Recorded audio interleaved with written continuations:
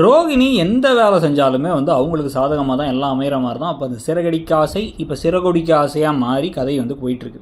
முன்னாடியெல்லாம் வந்து பார்த்திங்கன்னா வந்து முத்து மீனாவுக்கும் நல்லது நடக்கும் கெட்டதும் நடக்கும், ரோகிணிக்கும் வந்து நல்லது நடக்கும் கெட்டது நடக்கும். இப்போ வந்து ரோகிணிக்கு நடக்கிற கெட்டது எல்லாமே அவ்வளோகா வந்து இந்த சூரியன் முன் பனி போல் வந்து அப்படியே வந்து கலைஞ்சு போயிடுது, அதே சமயத்தை உருகிடுது. ஆனால் வந்து இங்கே வந்து பார்த்திங்கன்னா முத்துக்கும் மீனாவுக்கும் இருக்கிற எல்லாத்தையுமே பிரச்சனை. மேலே ரூம் கட்டுறாங்க, இருக்க காசை ஃபுல்லாக இப்போ கொண்டு போய் சத்யா வெளில காப்பாற்றி கூப்பிட்டு வந்துட்டுருக்காங்க.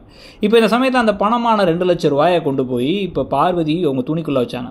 இந்த விஷயம் தெரிஞ்ச அப்புறமா ரோகிணி அந்த பணத்தை திருடி அந்த பணத்தை கொண்டு போய் சிட்டிக்கிட்ட கொடுத்து அந்த பழியை தூக்கி சத்யா மேலே திருப்பி போடுறதோ மீனா குடும்பத்து மேலே திருப்பி போடுறதோ நடக்கிறதுக்கான வாய்ப்புகள் அதிகம். எல்லா பிரச்சனையும் திருப்பி இவங்களுக்கு வந்து நிற்க, இவங்க வந்து இன்னமும் ஒன்றும் தெரியாமல் முடிச்சுட்டு இருக்க. மீனா ஆனால் வந்து பூரி சுட்டு போட்டுட்டு அத்தையை திருப்பி வந்துட்டாங்க, அத்தைக்கு ஆரத்தி எடுக்கிறோம் அப்படின்னு சொல்லிட்டு இந்த ரெண்டும் பேக்காவே கம்ப்ளீட்டாக மாறி இருக்குன்னு கதை போயிட்டுருக்கு.